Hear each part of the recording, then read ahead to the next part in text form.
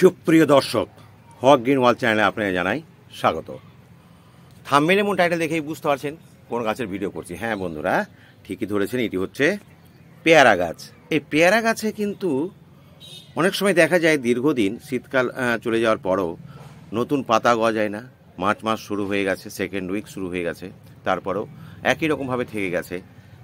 তো অনেকেই ভাবে যে প্রকৃতির নিয়মেই কিন্তু এতে ফুল আসবে। না বন্ধুরা, প্রকৃতির নিয়মে আসবে ঠিকই, কিন্তু অনেক লেট হয়ে যাবে। আপনি যুগের সঙ্গে পরিবর্তন যে হয়েছে, যুগের যে পরিবর্তন, সেই পরিবর্তনের সঙ্গে আপনাকেও গা ভাসাতে হবে, অর্থাৎ বিজ্ঞানের অগ্রগতিকে কাজে লাগাতে হবে। কীরকম জিনিস? আমি কিন্তু ডিসেম্বরের শেষ দিক থেকেই শুরু করেছিলাম এই থেরাপিটা।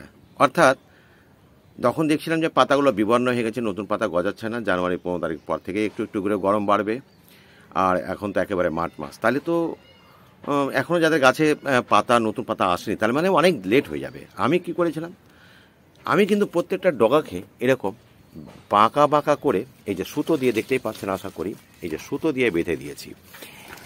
এইটা যেমন এদিকে বাঁক করে এই যে বাঁধা আছে, তো এরকম চারদিক থেকে দেখাচ্ছি আপনাদেরকে, এই যে বাঁধা আছে, আশা করি দেখতে পাচ্ছেন।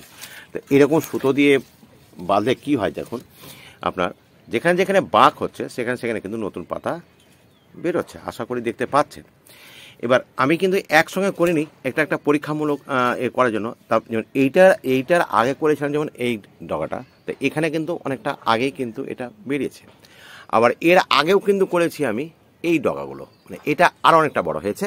তো আরও এই সাইড দিয়ে দেখাচ্ছি যে এখানে কিছু ডগা কিন্তু অনেকটাই বড় হয়েছে, যেমন এটা দেখুন অনেকটা বড় হয়ে গেছে।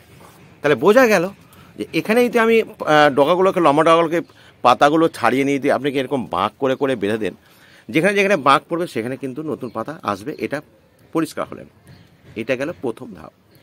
এইবার আপনাকে কি করতে হবে, এই যে যেখানে বাঁক হয়ে আর তলার দিকে আপনার পুরাতন পাতা আছে, তার মানে ঠিক এই যে এই জায়গাতে আর নেই, এই জায়গাতে আমি কেটে দিলাম। তাহলে কি এই পর্যন্ত আমার নতুন পাতা থাকলো, এইটা আমার নষ্ট হয়ে গেলে কোনো অসুবিধা নেই। ঠিক তেমনি এটা একদিকটা যদি আমি ফাঁকা করি, এটা এখানে কাটলাম আর এইটাকে এখানে কাটলাম, তাহলে আমার এই জিনিসটা খুলে ফেলে দিলেই হয়ে যাবে। তো এইভাবে কিন্তু আমাকে এবার কাজটা করে নিতে হবে। তো আমি ভিডিও শেষে সেটা করে নেব। তাহলে দ্বিতীয় কাজটা বুঝে গেলেন, যেখানে আপনার নতুন কচি ডগা, যেমন এই জায়গা দেখুন খুব স্পষ্ট হয়েছে, এখানে ডগা আছে, এখানে ডগা আছে, এখানে ডগা আছে, আর এখানে ডগা নেই। তাহলে এখান থেকে আমি ঠিক এই জায়গাটা আমি কেটে দেবো, এই জায়গা, কারণ এত বেশি এই যে এরকম জায়গাতে ঠিক এই যে কেটে দিলাম। তাহলে এই জায়গাটাতে অনেকগুলো বাঁচ আপনার সোজা হয়ে থাকবে। তো এইভাবে কেটে নেওয়ার পরে আপনার 3 নম্বর কাজ যেটা হচ্ছে, সেটা হচ্ছে এই গাছে ফুল নিয়ে আসার জন্য, কৃত্রিমভাবে তো আমরা সব কাজ করছি, তাহলে ফুল নিয়ে আসার জন্য আমাদের কিছু খাবার দিতে হবে।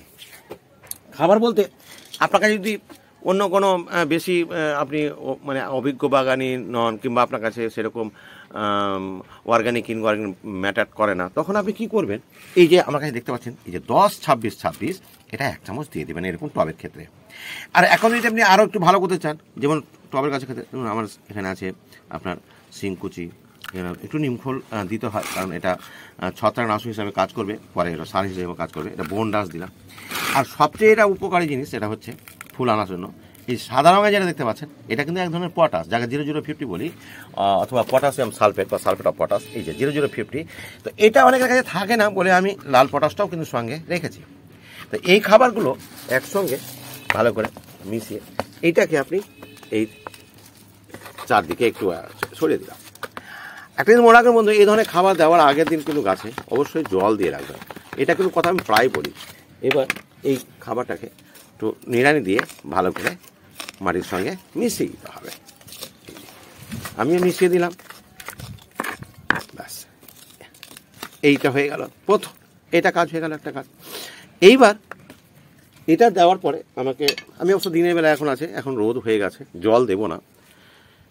এবার কাজ হচ্ছে কি, গাছে এরকম জল দিয়ে মোটামুটি 1 সপ্তাহের মধ্যেই কিন্তু আমাকে একটা ভিটামিন, যে কোনো ভিটামিন, তবে আমাদের কাছে বাগানের কাছে বেশিরভাগই মিরাকুলান থাকে, মিরাকুলান 2-3 ml পার লিটারে দিয়ে স্প্রে করে দিতে হবে। এটা 1 সপ্তাহে 2 বার করবেন, মানে মাঝখানে 1 সপ্তাহ গ্যাপ রেখে। এই করে গাছটাকে রোদে রাখুন। আমি চ্যালেঞ্জ তো দিতে পারবো না, তবে আমি আপনাদের একটা আশ্বাস দেব, আপনি করে দেখুন। খুব শিগগিরই আপনার গাছে 3 সপ্তাহ মোটামুটি ধরেন আপনার গাছে মুকুল আসবে। আর পেয়ারার ফুল আসা মানে 100% ফুলগুলো ফলে পরিণত হয়।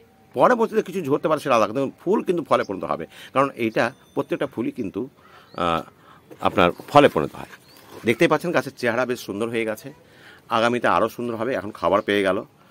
তো আমি আর এই ভিডিওটিকে দীর্ঘায়িত করছি না, অপেক্ষা রইলাম আরও 3 সপ্তাহ। নেক্সট ভিডিও আমি নিয়ে আসবো ফুল সমেত। তো সেই ভিডিও দেখতে হলে যারা এখনও আমার এই ভিডিওটিকে বা আমার ভিডিও দেখেছেন বা দেখার আগামীতে ভিডিও দেখার মনে করছেন, অবশ্যই আমার চ্যানেলটিকে সাবস্ক্রাইব করে নেবেন। আর যারা আগে থেকে সাবস্ক্রাইব করেন তাদের তো অসংখ্য ধন্যবাদ রইলই। তো বন্ধুরা, আজ এখানেই শেষ করছি। কথা হবে পরবর্তী ভিডিওতে।